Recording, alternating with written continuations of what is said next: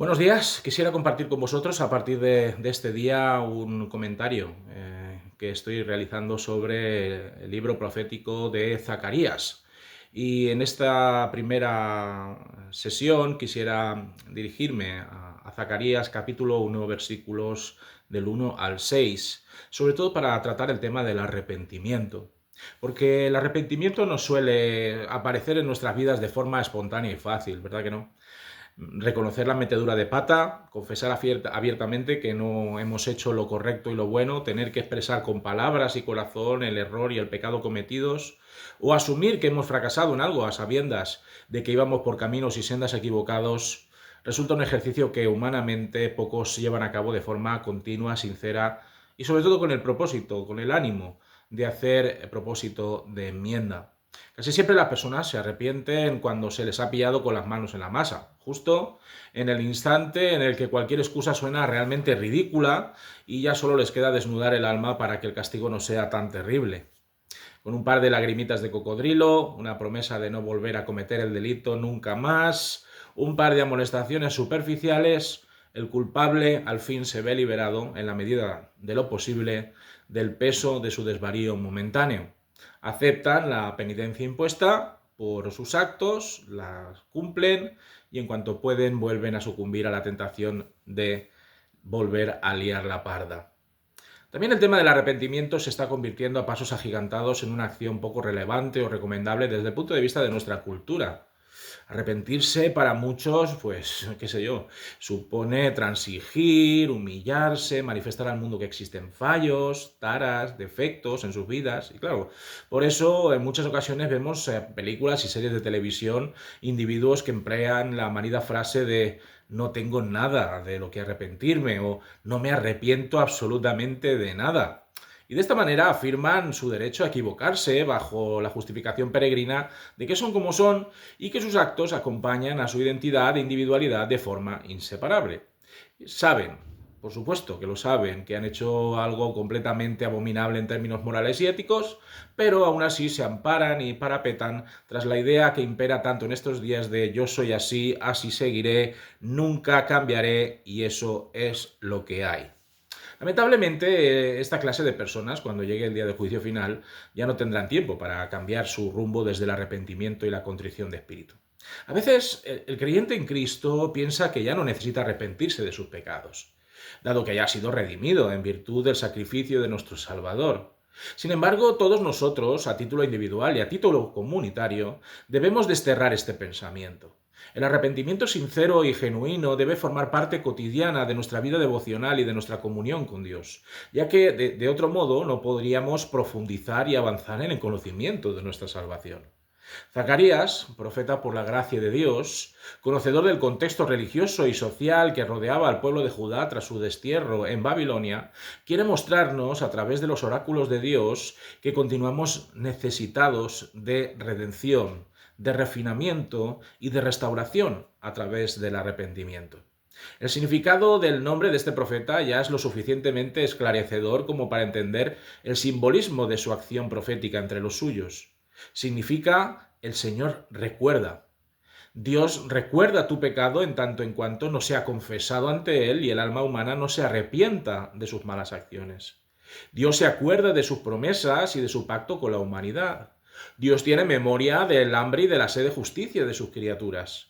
Dios tiene grabada en su mente y en su corazón la razón por la que envía a una serie de profetas para que las personas también se acuerden de que tienen deudas pendientes con Él y que deben saldarlas positivamente antes de que la catástrofe del infierno acabe con cualquier posibilidad de cambiar de parecer. Zacarías era un profeta joven, un profeta de Dios que había sido instruido en el oficio sacerdotal por su abuelo Ido, ya que su padre, Berequías, al parecer fallece en la flor de la vida. Nacido en las tierras extranjeras del exilio babilónico, se une a la tropa que acompaña a Zorobabel de nuevo a su patria, allá por el año 537 a.C.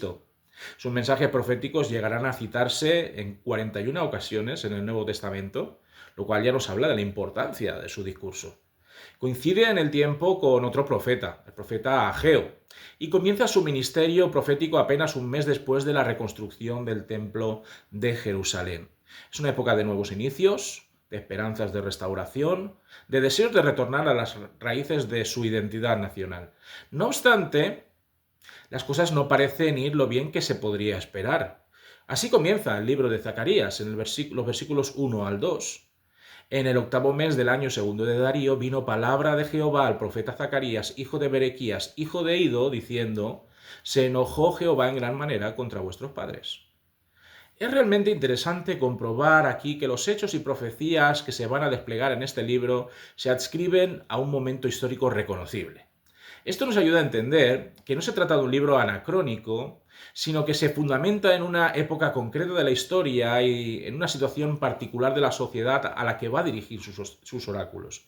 Dios será el que hable de ahora en adelante por medio de la voz de Zacarías, y cada palabra que brote de la garganta de éste será medida, contundente y clara. La primera frase que ha quedado para la posteridad de Dios a través de Zacarías es una frase que hace honor al profeta. Dios trae a la memoria aquellos tiempos del pasado en el que los ancestros de aquellos que retornan a su patria cometieron errores garrafales que les llevó a ser apresados, desterrados e insertados en una tierra pagana y lejana. Es una advertencia navegante, es un punto de apoyo desde el cual el discurso de redención, refinamiento y restauración adquirirán su auténtica dimensión. El enojo de Dios no era precisamente pequeño o pasajero, por lo que colegimos de este versículo número 2 del primer capítulo de Zacarías. No era un enfado momentáneo por un episodio puntual de desobediencia. Se trataba de una ira santa que abominaba por completo de las palabras, pensamientos y actos de un pueblo que había extraviado su rumbo, cayendo en la injusticia social, la idolatría ritual, la hipocresía religiosa y el olvido absoluto de las leyes y de las bendiciones de Dios. A causa de esta ira divina, el Señor tuvo que tomar cartas en el asunto, juzgando en vida a toda una nación que había escogido, a excepción de un remanente, vivir de espaldas a Dios y a su voluntad. Habían despreciado el amor de Dios, juntamente con todas y cada una de las indicaciones para vivir vidas santas y prósperas. Se habían entregado a prácticas deleznables que el Señor no podía soportar por más tiempo. De ahí que entregase a su pueblo en manos de otras naciones, que desarraigase a miles y miles de personas de su identidad y que aprendieran que con Dios no se juega y que el Señor no puede ser burlado permanentemente. Con esta primera toma de contacto en mente, Zacarías desgrana el resto del mensaje de Dios apelando en primer lugar al arrepentimiento. Nos dice el versículo 3: diles pues, así ha dicho Jehová de los ejércitos, volveos a mí, dice Jehová de los ejércitos, y yo me volveré a vosotros, ha dicho Jehová de los ejércitos. De algún modo, el Señor quiere que el nuevo pueblo que se vuelve a sentar en Judá recuerde el peso de las consecuencias que tuvieron que arrostrar sus antepasados. Dios desea que esta nación que vuelve a resurgir de sus cenizas cual ave fénix, recapacite, aprenda de los errores del pasado y tome la determinación de ir al encuentro de un Dios que los espera con los brazos bien abiertos.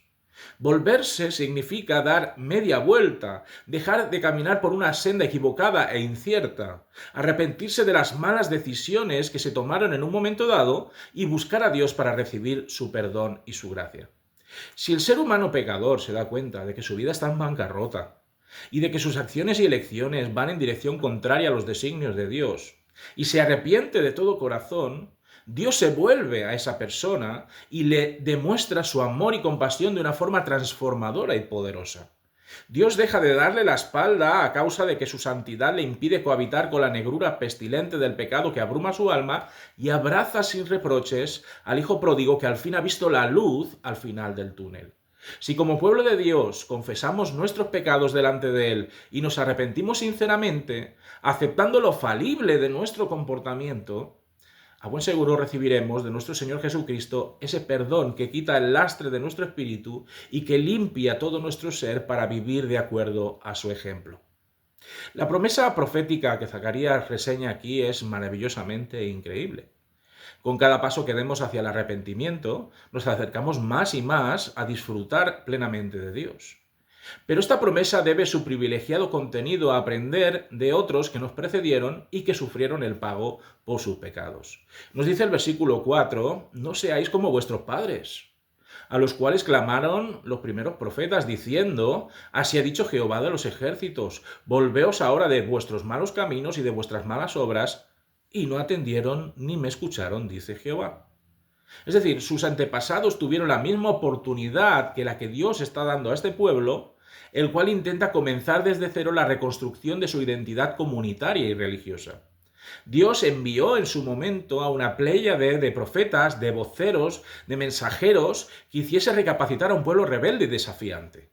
Y todos supieron de las repercusiones trágicas que conllevaba pasar olímpicamente de Dios, vivir en una permanente autodestrucción social, religiosa y espiritual. Y ya todos conocemos, ¿no?, el adagio popular: quien avisa no es traidor. Nadie podría excusarse ante Dios tras su juicio de destierro y cautiverio, porque los siervos del Señor habían advertido y alertado a todo el mundo de que si seguían transitando por una vereda repleta de pecado, de odio y de blasfemia, pues tendrían que asumir las consecuencias funestas que se derivaban de ello. Los pregoneros de la gracia de Dios, nos dice este versículo que acabamos de leer, fueron sistemáticamente obviados, vilipendiados y marginados.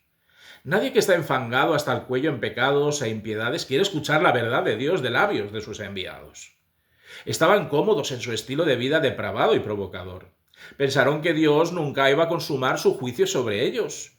¿Por qué? Porque pensaban: si somos el pueblo escogido de Dios. Se confiaron demasiado. Dejaron pasar el tiempo sin manifestar una sola evidencia de querer regresar a Dios, y el mal les alcanzó de pleno cuando menos lo esperaron. ¿Oyeron a los primeros profetas clamar a voz en cuello que todos debían arrepentirse de sus pecados si no querían recibir su merecido castigo? Pues claro que sí, pero no escucharon ni hicieron suyas estas palabras de amonestación y exhortación. ¿Sabían que estaban menospreciando el poder de Dios de juzgar a las naciones a causa de sus extravíos? Por supuesto, pero mantuvieron su estilo de vida a pesar de todo, lo cual les acarreó tener que perderlo todo en un instante horrible y dantesco.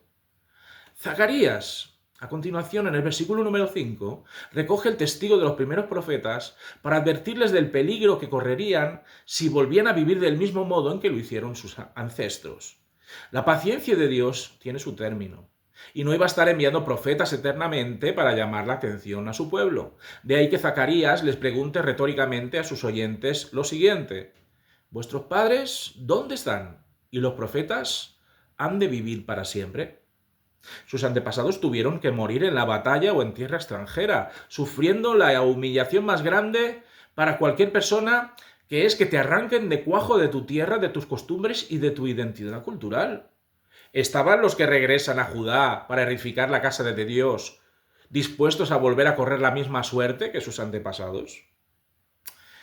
Sabemos que el amor y la misericordia de Dios recorren las venas y las arterias de su palabra. Y también entendemos que la justicia acompaña esta compasión y esta gracia celestial. Por eso Dios, hablando por medio de Zacarías, quiere extender una invitación profética que nadie en su sano juicio quisiera rechazar, pero que requiere de dar el paso inicial de arrepentirse de sus pecados y desenfrenos. Nos dice el versículo 6, pero mis palabras y mis ordenanzas que mandé a mis siervos los profetas no alcanzaron a vuestros padres. Por eso volvieron ellos y dijeron: como Jehová de los ejércitos pensó tratarnos conforme a nuestros caminos y conforme a nuestras obras, así lo hizo con nosotros. Cuando Dios dice que algo va a ocurrir, ocurre tarde o temprano, pero ocurre. Dios no gasta saliva en vano ni comisiona a sus profetas para perder el tiempo. Las palabras y las leyes de Dios se cumplen a rajatabla. Dios es verdad. Y cuando te habla a través de las Escrituras y de manera particular desde Zacarías, debes asimilar la realidad de que el Señor siempre hará lo que dice que hará. Si los antepasados de los retornados pudieron contemplar sobrecogidos y espantados que el juicio de Dios había sido sumario y rotundo para con ellos, había que tomarse en serio cada una de las advertencias proféticas de su siervo.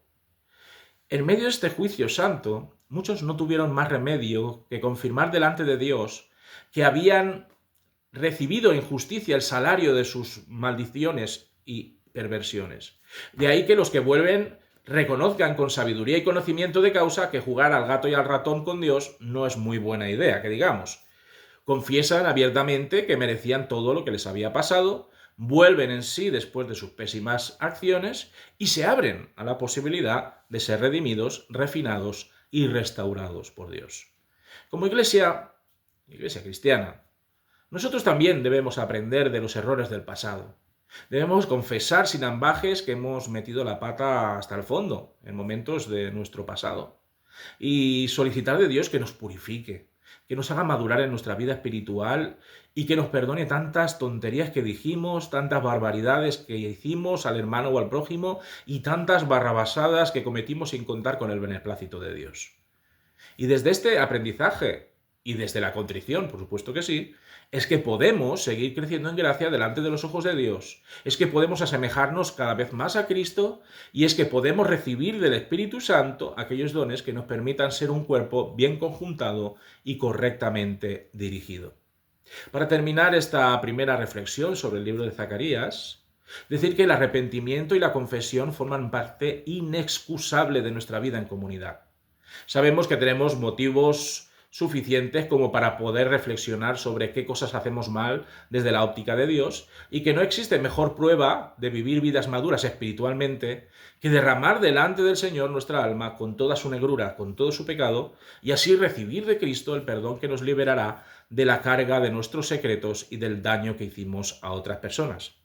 Por eso te invito, a tú que me estás viendo, a que te arrepientas diariamente mientras cae el ocaso y dormirás a pierna suelta en esa paz que solo Dios sabe dar a aquellos que tienen la conciencia limpia y la mirada puesta en Cristo.